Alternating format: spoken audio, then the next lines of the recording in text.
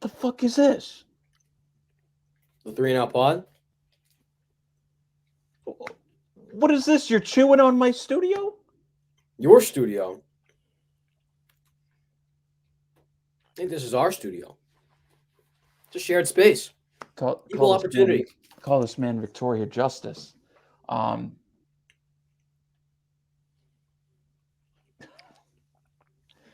wrong crowd. Wrong crowd. What are you even chewing on? Gummy bears? Gummies. Now, are those from the You dispensary? sound you sounded awful for a second there, Mike. Uh, you sound fine now. Mike wishes Well, they're from the dispensary. do I? I don't know. You big into dispensary type shit? I've never been. What the Neither have fuck are I. you accusing my friend of? I'm Well, not you accusing you of legally anything. can't. Just asking him a question. You It's legally legal. can't.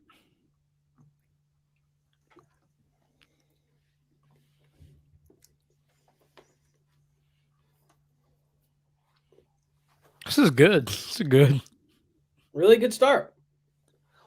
I'm waiting for Chewaholic down here. You don't gotta wait. Well, I think the fans deserve a little bit of respect, don't you think? No, he can You also slurp deserve through the humor. talking. Humor? You think Yeah. this is funny? Yeah, I find it fucking hilarious that I'm just chewing right now and you fucking flipping out like Jesus Christ and King England. See, what does that mean? Like, what what does that mean? What is that? And with that, Brett saying something that makes no sense. That seems like we're ready for the pod.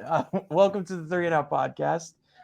Brett Schaub's holding his sixth grade Medal of honor on a belt, while Matthew Judon and I are we're repping Patriot Nation on this fine day.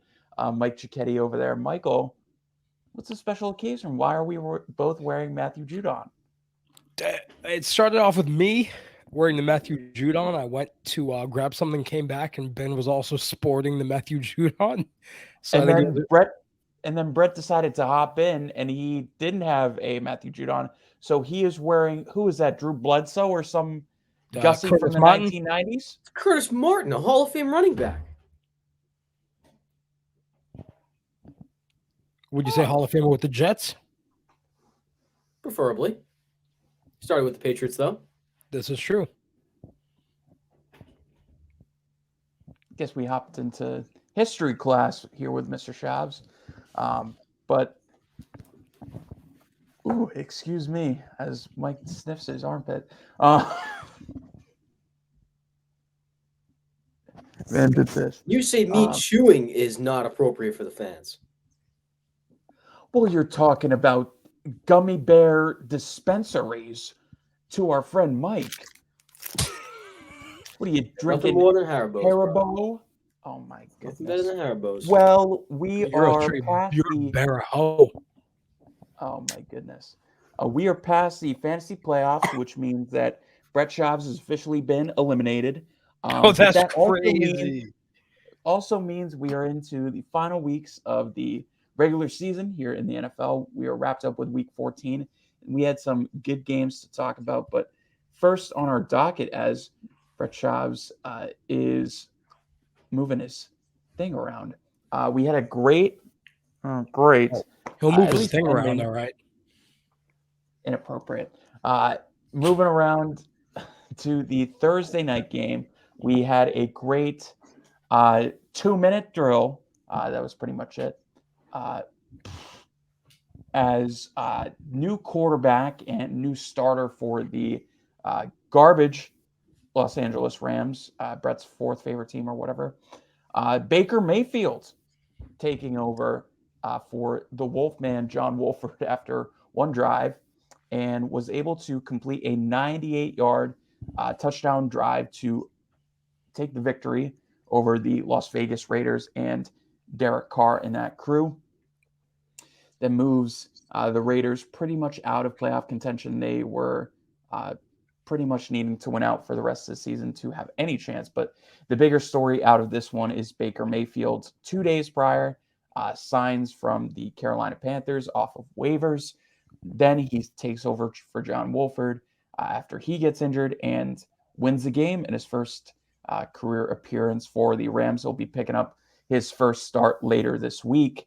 So, guys, just to start off, our impressions and our immediate reactions to Baker Mayfield's unfathomable comeback against the Raiders. We'll start off with the Little League champ below us, Brett Schaubs. Yeah, I mean, any situation like that where you're coming off of only 2 days of prep to learn the book, it's pretty impressive to come back and win it for a team that's had a lot of struggles and injuries over the last few weeks. So, got to give my hats off to Baker. I give him a lot of respect for doing that. I think it's probably one of the, other than the AFC Championship game and winning those playoffs a few years ago with Cleveland, this is probably the biggest game of his career, just proving that point to everybody. But it's only a 1-game sample. You can't jump the gun on anything. He's still good old Baker Mayfield going up against a Raiders defense that struggled a lot. So not really going to say much other than it was a good first start, but got to see a lot more. This says more about the Raiders defense and the history that keeps repeating itself this season. The Raiders are 0-4 when they lead by double digits to half. You flip those around, you give them, they win all those games, they are tied for the first wildcard spot in the playoffs.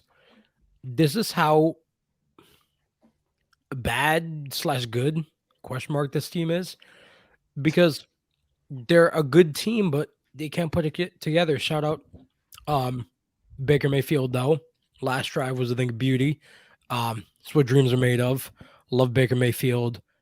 Go Rams. Well, you say that, Mike, and the only other team to have a reputation similar to that is the Ravens. At least they've been able to salvage some of those games, like you mentioned. If the Raiders were able to win those games, they'd be in a playoff spot. But considering that they haven't been able to, that says something a lot. But the biggest thing I took away was all the reaction after the game going to Baker Mayfield. A lot of people that have been outside of the Cleveland Browns and Los Angeles Rams organizations, people that have not played with Baker Mayfield, but at least have seen him, basically just NFL players around the league, they were really positive for this turnaround for Baker Mayfield. A lot of different outreach and a lot of support from around the league. So this kind of has you leading to believe that it's not just the negativity that's been built around Baker in both Carolina and Cleveland that should be building up his narrative, but also the fact that all these people from outside those organizations that believe in Baker, that maybe that has something to really say about the situations that Baker's been put into. Like, you think about his time in Cleveland, he was pretty much the savior that Cleveland football had been asking for a number of years. He brought them to the playoffs and broke that streak, albeit he wasn't able to bring them to a Super Bowl or even anything like past that. But at the same time, you have to deal with the OBJ adversity that he's dealt with. There was that whole story about OBJ's dad pretty much dissing him after OBJ had requested his unbeknownst trade out of Cleveland for the umpteenth time. So you kind of have to wonder if Baker has been really given the silver platter of opportunities like everyone said he has, or if he's dealt with a little bit more adversity than we've been led to believe previous years. But we can go from one quarterback that's been dealing with some adversity to one that's been dealing with a lot of adversity in the past couple weeks, and that is our boy Tua down in Miami. Second consecutive loss after a 5-game winning streak for the Dolphins moves him down to 8-5 on the season. Really rough games from Miami the past couple weeks. First one against San Francisco completely got wrecked by that defense, but then you come up and play the Chargers on Sunday Night Football. Mike was showing very little confidence in them on the pod last week, but Justin Herbert, your baby boy, your darling, Love him. unbelievable game for him, 360 passing yards and a touchdown. Great game for Herbert in a kind of matchup where it was really wondering if uh, the draft decisions that were made in regards to those two, which quarterback is better, Tua or Herbert. I think those were very much silenced last night or the previous night. I think the question at hand is Tua has had an unbelievable season up to these past 2 weeks. He's dealt with some adversity against two very solid teams in San Francisco and Los Angeles, dealing with a few injuries on the O line, not as complete, I guess, a complete team around him. He's dealt with a little bit of adversity these last couple weeks. What does that say about Tua, and how should we really buy into these last couple weeks compared to what he's done previously this season? This scares me if I was a Miami fan. Tua, I mean, for the better part of this year, has looked great. He was in MVP contention, as we know. And like you said, these past 2 weeks, he hasn't looked great. And I think that stems from the 49ers defense playing, basically playing, uh, enhancing their weaknesses of the Miami offense. And the Chargers defense took that exact blueprint. And without Joey Bosa, without Derwin James, without JC Jackson, without a lot of their top defensive guys, they put on a defensive masterclass. They showed out.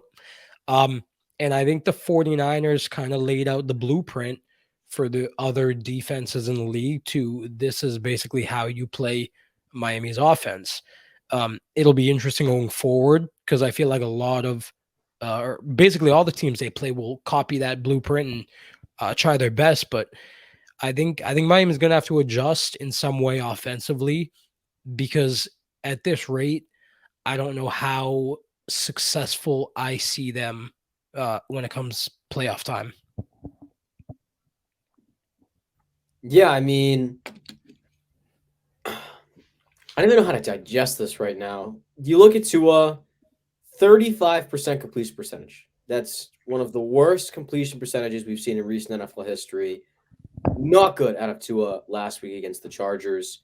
There's also been a lot of commentary the last couple of days saying how Tua's arm has definitely been a factor with getting the ball to his receivers on some talk shows. But yeah, I think Mike's right in the sense that the Dolphins definitely have to adjust their offense in order to keep moving forward.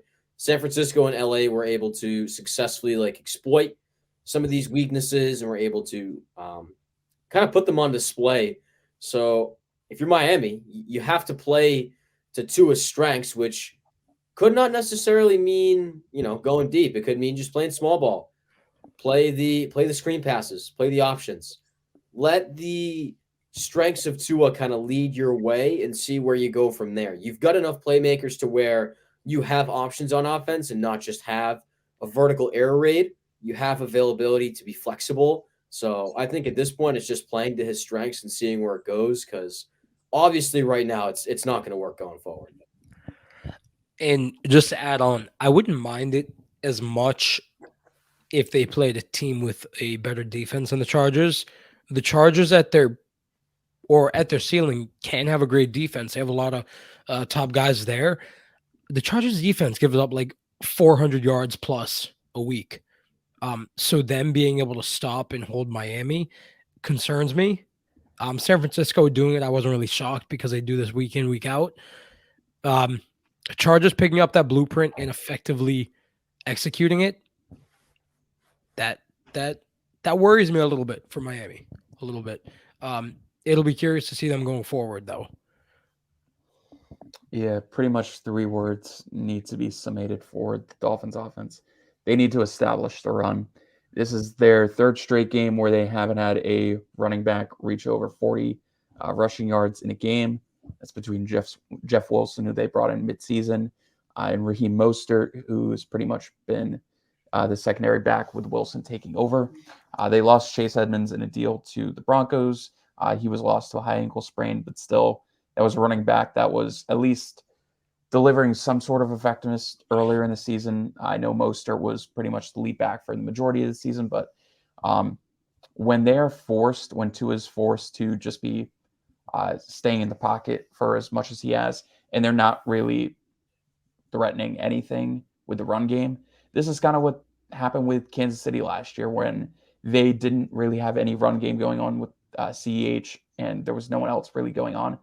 Mahomes became more dependent on like perfection in his throws, and that's where he became very loose with his mechanics and was dealing with a bunch of turnover issues.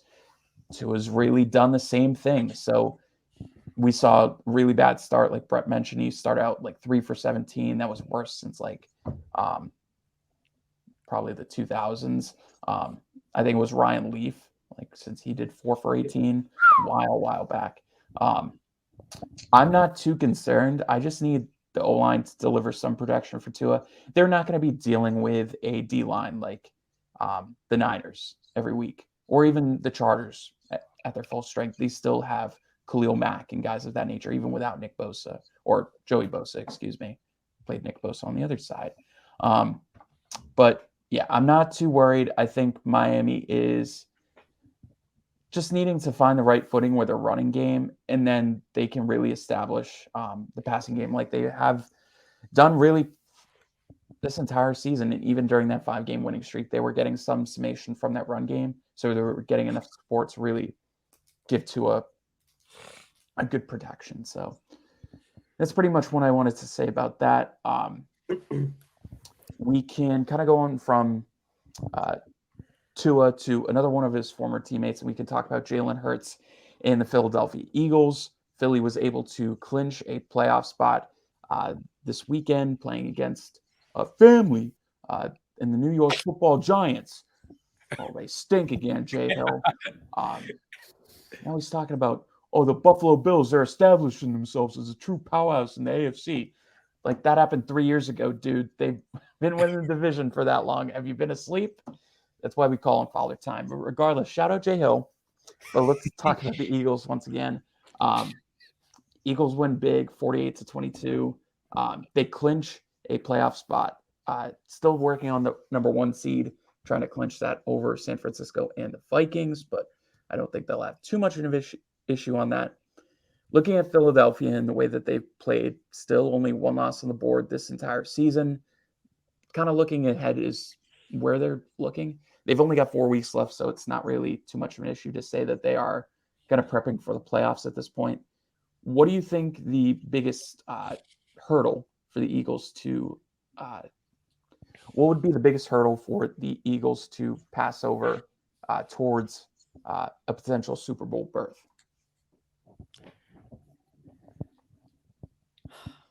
See, this is such a hard question because if I look at the Eagles, like at the trade deadline and during all of that period of time, they added players that molded their weaknesses, right? They were really hurting the run game at the trade deadline and with waivers. So what do? They go out and sign Linval Joseph and Ndamukong Suh, and they've been able to hold run games afloat. Still need work, but they've been a lot better in that category.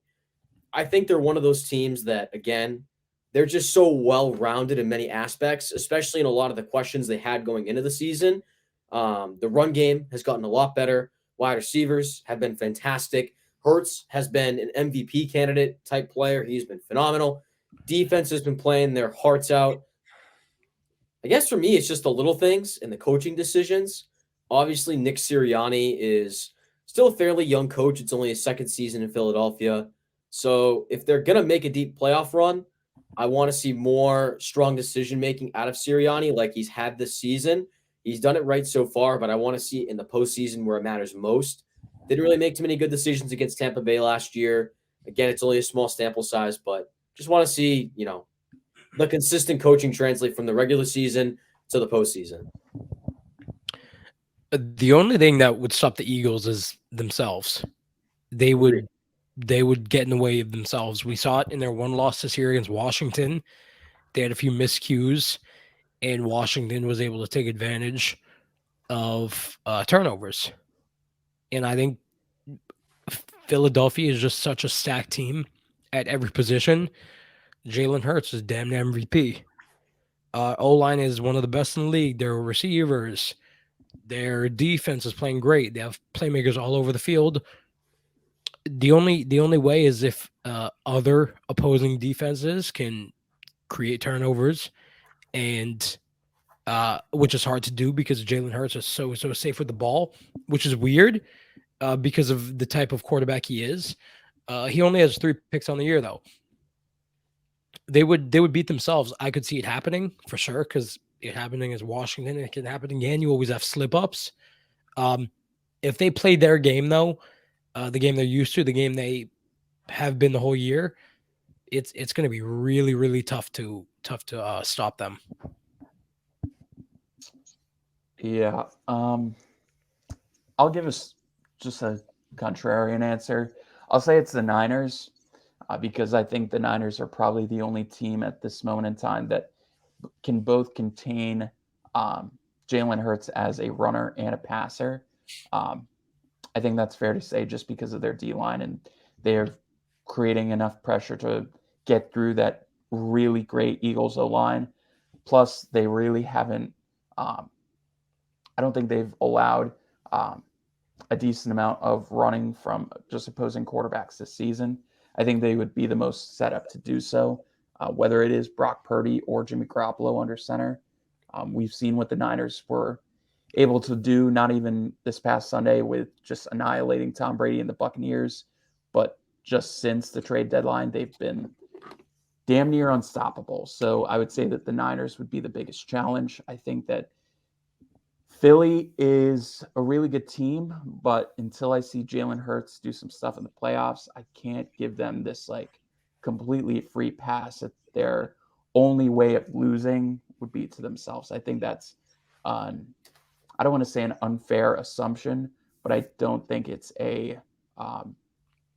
I don't think it's a proper one for a team that really hasn't made a deep playoff run since they had Carson Wentz and Nick Foles and Doug Peterson as their leaders in both the player room and the coaching room. So we haven't really seen it from this team before. It's tough to give them a free pass, at least in my eyes. So that's just where I'm at. Yeah. Michael looked like he had an interesting thought, but I guess we'll move on. There's nothing going on up here, bro. You don't have to tell me twice. That's crazy. We'll go from flying high in the sky to the kitties on the ground. We'll talk about the Detroit Lions. They were favored really weirdly over the 10-2 Minnesota Vikings this past week. And it actually paid off for anyone that was a better on the -2 Lions this week. Really big game for the Lions. They move over to 6-7 on the season. They are only a couple games out from a wild card spot. Actually, I believe 1.5 out. So they are really close. Looking at the Lions schedule going forward, it's honestly nothing too crazy. Just winnable games left. They've got the Jets, probably their toughest challenge this upcoming week. And then they have the Panthers, the Bears, and the Green Bay Packers to end off the season, who they've already beat on this year. So I guess for the Lions and looking forward, we had conversations, guys. You guys seem pretty cemented that they can make a decent run at these playoffs the last few weeks. What do we think is the biggest reason for the Lions' recent success? It's their defense. Their defense has been playing great this year. They're been getting a lot of pressure. Aiden Hutchinson has been coming on strong lately. Um, Started off kind of quiet. It was Malcolm Rodriguez, I believe his name, their rookie linebacker. Aiden Hutchinson has been coming on, and the whole defense in general, they're making stops, they're making big plays. And the offense was at one point the best in the league. And they got better with Jamison Williams. He scored his first touchdown. He will just get more comfortable in that offense. Yeah, I think that's all it is. Just the defense, the defense playing better. Yeah, I'm in agreement with Mike here. I think there's a certain style of play the Lions have, and I think they figured out the aspect that in order to compete with high volume teams, you need to be able to gunsling the football. And I honestly give a lot of credit to Jared Goff in sort of adapting his style of play to meet the needs that the Lions have.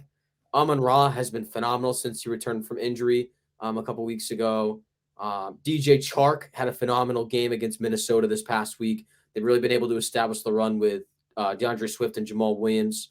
But the defense has been very strong, especially the secondary. A lot of people had questions on how this secondary was going to mesh because of the lack of experience and the just sheer volume of young talent and undeveloped talent. But Dan Campbell and defensive coordinator Anthony wow, I can't speak English. Anthony Glenn have been able to pull together, and it's impressive. So if they keep this hot streak going, I think it's absolutely a realistic scenario that they enter the playoffs. They got to climb, I believe it's Seattle and Washington at this point, and it'll eventually be the Giants. So I think there's a real chance. The chance is slowly becoming larger and larger. Yeah, I think they got it. They got it. Yeah, they currently hold the tiebreaker over both the Commanders and the Giants just because they previously beat them this season. They lost to the Seahawks in that unbelievable 45-42 game earlier on. I believe it was week 4. So they have to beat Seattle outright with schedule and everything. Brett mentioned, though, Jared Goff is pretty much what I'm going to be going with here. Jared Goff, funnily enough, we talked about Jalen Hurts and how phenomenal he's been in the MVP conversation. Jared Goff and Jalen Hurts have both gone the past 5 weeks without throwing a turnover. So that's been really unbelievable, to say the least. Jared Goff has looked really good this entire season. It would be hard to remiss that he is top 6 in QBR as of now. He is 8th in passing yards on the season. He is 6th in passing touchdowns on the season. So he is having a really underrated season. I know He's been great. Yeah, he's been really good. And I think it's something that we kind of threw to Jared Goff that, he could only perform when he had that unbelievably stacked Rams team around him. And while I don't think that's unbelievably false, I also think it's reasonable to say that Jared Goff does need some support. Not as much as he got with Los Angeles, but he can still be competent with the support that he's getting in Detroit. He's got a good passing game. You mentioned Amon-Ra St. Brown, Brett, but DJ Chark and Jameson Williams both being back for the Lions is really good for their passing game. They've got, weirdly, a 3-headed monster. Even though they've got DeAndre Swift, they still keep giving the ball to Jamal Williams, who's right up there in rushing touchdowns on the season. And Justin Jackson got the rushing score for the Lions this week. So they've got 3 running backs that obviously the team trusts enough. You even talk about the completion that won the game to Penei Sewell. Dan Campbell said straight up after the game, I was watching the crowd do the wave. I didn't even see Penei catch that effing ball, is what he said in post game. So that's really great to see. But this team's just clicking at the right time. This was one of the teams that we mentioned at the beginning of the season that could be a surprise playoff team, actually kind of coming to fruition to a little bit of a surprise, but not too much of one. But yeah, I think the thing about them too, they're playing with house money. They got nothing to lose. They're big surprise. It's great to see, and they've been really competitive this season. They have 7 losses. 5 of them have been within 1 possession. Yeah, I mean they've been really solid. They're 5-1 in the last 6 games. Yeah, something like that. Incredible. We talked about it before the season even started too. If this team gets hot, they're gonna stay hot. It's one of those teams where the coaching is gonna be there to support them and to make sure that fire in the belly stays. And it's been staying. I mean, I think you're now at a scenario where your head coach is finally starting to mature in his play calling and his style of work with this team. The team is starting to rally together. The chemistry is building. All of the pieces that they've been waiting for the last decade are finally starting to fall into place. And it's why they're so hot right now. I mean, they're not going to be stopped for a while. Yeah, I mean, it's really tough to say anything bad against them, especially with we got a good schedule going forward. And I think most of us, if not all of us, are kind of in their corner rooting for them. So we'll just have to see what happens the last few weeks. But we can talk from one cat team to another. And I want to talk about the Jacksonville Jaguars for a second here and talk about their win against the Tennessee Titans. 36-22. Trevor Lawrence looked really good once again. 3 touchdowns, over 360 passing yards. A really good game for T-Law, and the Jaguars looked really good. And Tennessee dealing without Traylon Burks. They've been without Denico Autry on the D-line for a few weeks now. Just a really tough game for a Tennessee defense that usually stands pretty stout. And then we talk about another Southern team that usually has a good defense, but could not handle Mr. Irrelevant. We talked about this. The Bucks absolutely getting destroyed by Brock Purdy and the San Francisco offense, 35-7. Brady looked really bad for someone that watched the first half of this game. They looked completely outmatched. The Tampa Bay offense looked lost once again. So the question I want to pose here with both division leads, the AFC South and the NFC South. NFC South is only 1-game lead for the Bucks. The Titans hold a 2-game lead over the Jaguars. Which of these Southern divisions will have a new leader by year's end? Will it be the AFC South, the NFC South, or neither? I think realistically it's neither. I think if you're going to pick one, I'm going to be completely honest. I think the NFC South. I'm going to be so honest. I think Carolina has a chance of winning this division. It's not unrealistic. It's not. As sad as it is to say, it's not unrealistic. Are the odds stacked against them? Absolutely. Is Tampa Bay the better team? Talent-wise? Absolutely. But the records aren't far apart. And looking at Carolina's schedule, there's a chance. Darnold's getting hot at the right time. The offense is starting to pull together a little bit more at the right time. J.C. Horn and this defense has played phenomenal the last couple of weeks, especially in the secondary. I'm not counting Carolina out fully yet. I think Tennessee's going to hold on to this division title. I think Jacksonville is just at a point where I don't know if they're going to be able to come back from it. Tennessee's schedule also doesn't seem too egregious either for them to come over. So I think they're both going to hold on, Tampa Bay and Tennessee. But if I had to pick one, I think Tampa Bay loses it out. I guess I would agree with you. I think they'll both hold the lead. If one was to fall, it would be the Bucks. Just because of how close everyone else is in that division race. You mentioned just the Panthers. The Falcons get hot with Desmond Ridder. He could win Offensive Rookie of the Year. Not really, but if he's solid, you don't know. If the Saints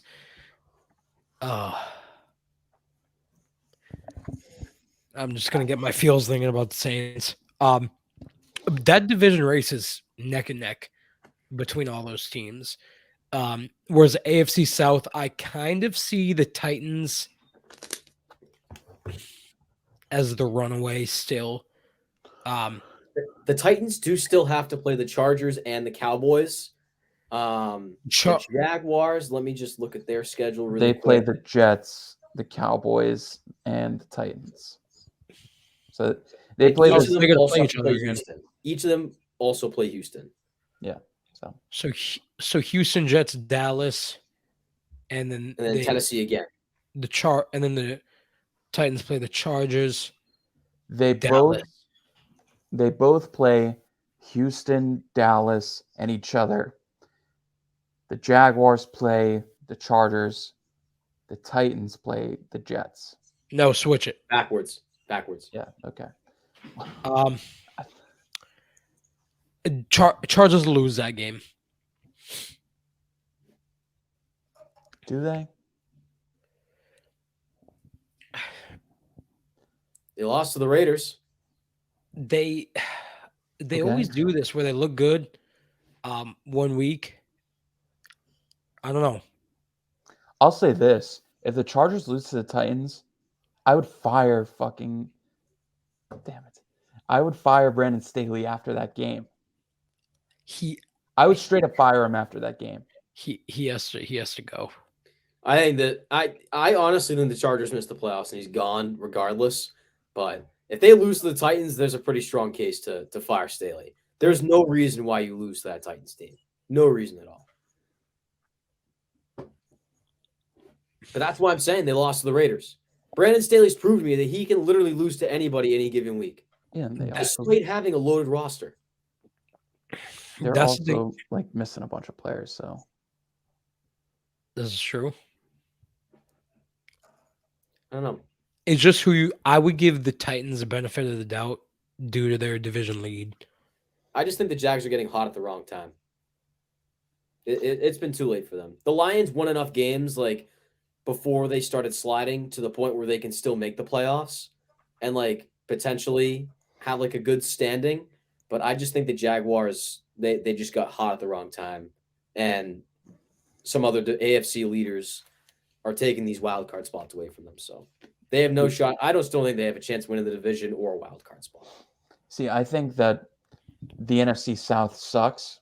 So Oh, none it's of so those bad. teams are going to beat the Bucs. Like Tom Brady at his worst is still better than every one of those teams. Like they're not. If Brady and the Bucs don't win that division, there needs to be a conversation had about how bad their offense has been. You can't keep blaming it on the O-line. Like that's what our excuse has been. And that's the one I've been going off of. Like it's the O-line's fault. And even like last we were talking about him, like Brady's numbers aren't that bad. But you watch him in these games, he looks bad.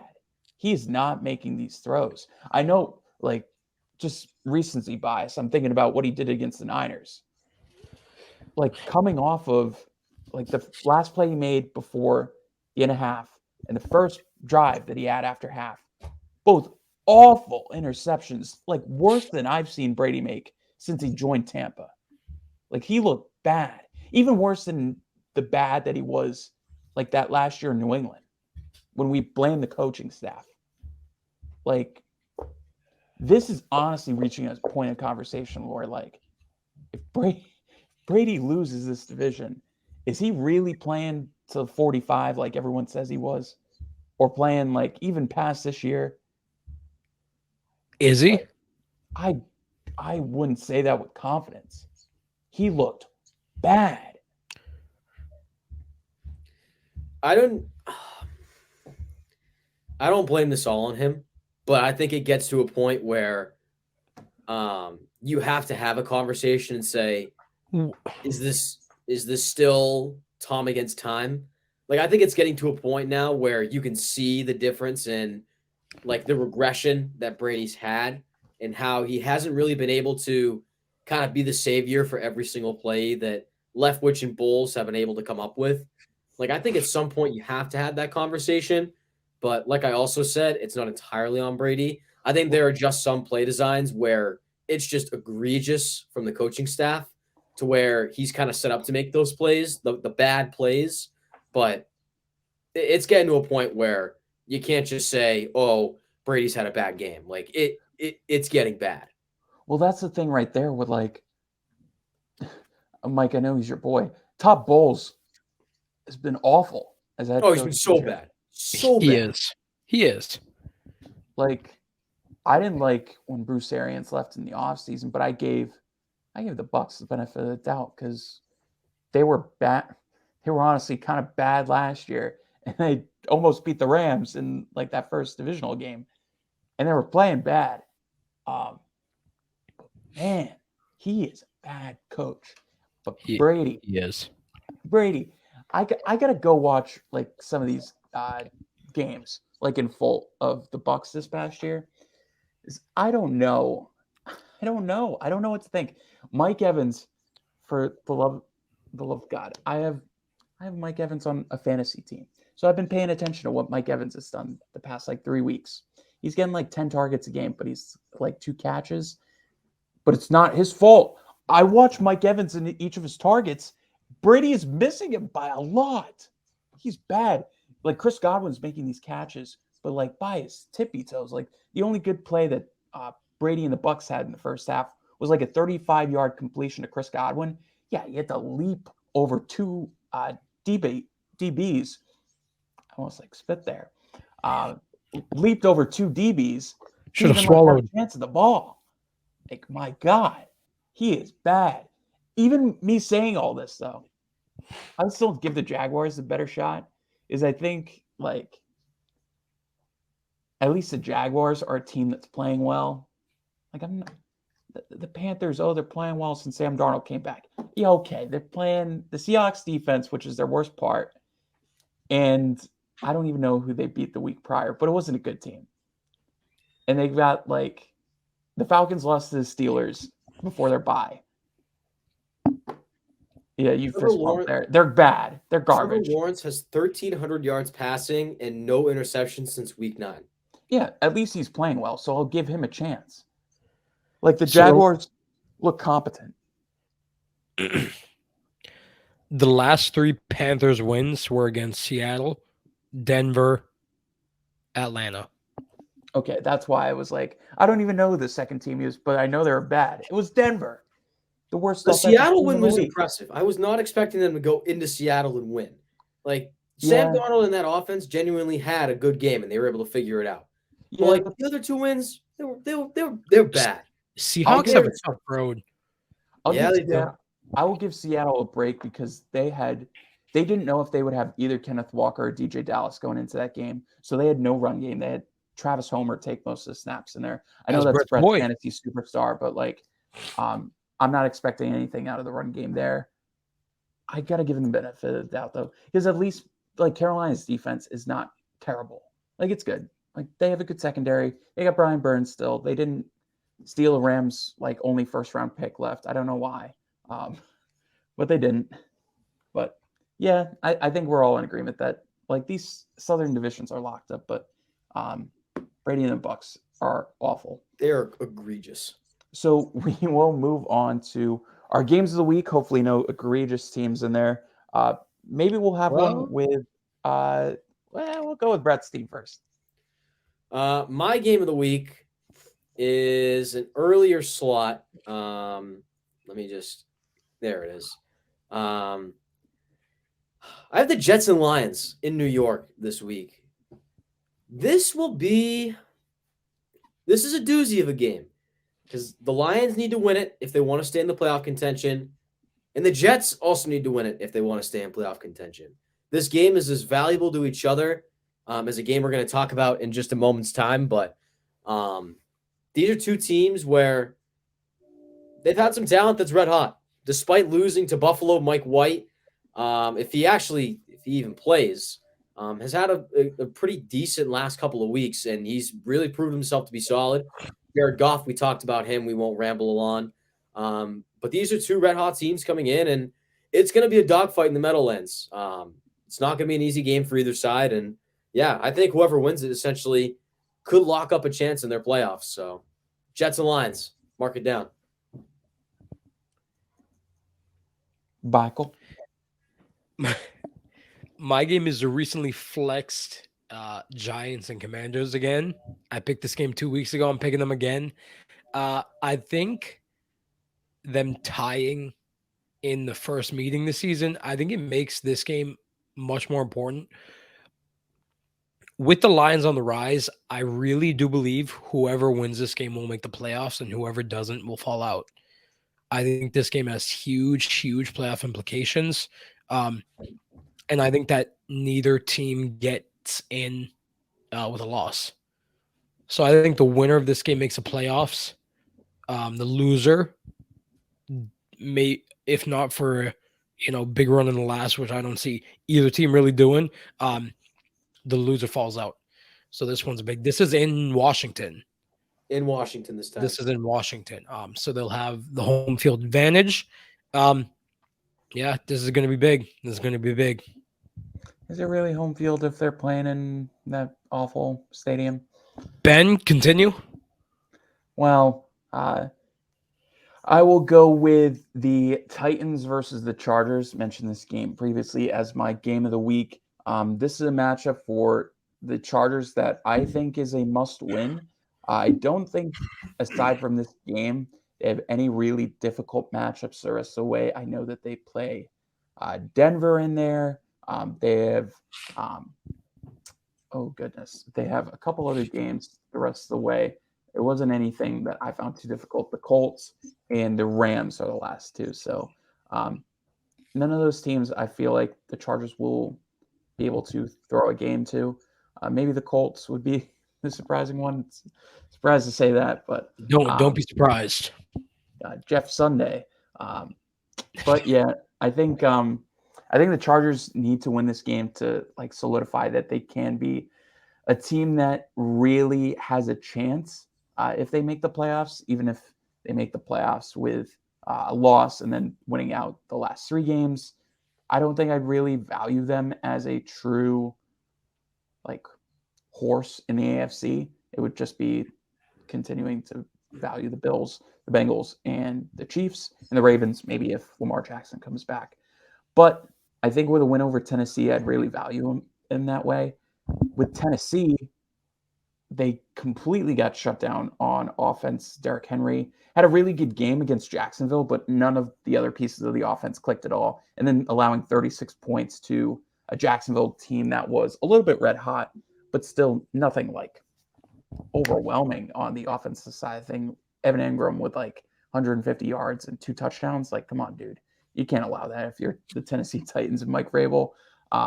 Probably kicking himself after this game. So a big game for both sides. I think this is a must win for the Chargers. For sure. Still a big game for Tennessee, but really big one for the Chargers, especially if they really want to still be one of the more competitive teams going into these last couple weeks and into the playoffs. But we can move on. Mike is like, yeah. Give me those stands. So we will start into our stand session. We'll go into Mike first with his first stand of the week. I got Mr. Primetime, Mike Williams. I got to show my guy some love. 116 yards and a touchdown. If the Chargers only played primetime games, Mike Williams would be the best receiver because it seems like every single time they're on primetime, he goes off. Chargers offense look beautiful. Defense look beautiful. They're going to keep that ball rolling. Miami, the win against Miami was kind of getting their foot in the door of the playoffs. With the rest of their schedule, how it looks, fingers crossed, because you never know with this team. A win against Tennessee this week would kind of be the nail in the coffin of them hitting the playoffs. You never know, though, with this team. Shout out Mike Will. Shout out Chargers. Get well soon, Calamari. Get well soon, Calamari. K1. Surprisingly enough, I also have a Charger as my first stan of the week. I'm a Michael Davis stan. This man had a crazy game against Miami. Pretty much the reason why Tua looks so bad through the first half as a whole. He had Jalen Waddle and Tyreek Hill locked up all game long. I mean, they couldn't get a single good look on any of these receivers. Tua was constantly throwing balls behind because of the good coverage from Michael Davis. Chris Collinsworth and Mike Tirico constantly were having comments for this kid and the talent he was displaying, but he really stepped up when they needed him with J.C. Jackson and Derwin James out of the game with injury. So, yeah, I'm a Michael Davis stan. Very interesting, very interesting. So I will go with the team that the Chargers are going to be playing this upcoming week, in the Tennessee Titans. I'm a Chiggy Okonkwo standout tight end for the Tennessee Titans. Jonnu Smith 2.0, perhaps, especially if they continue to waste him.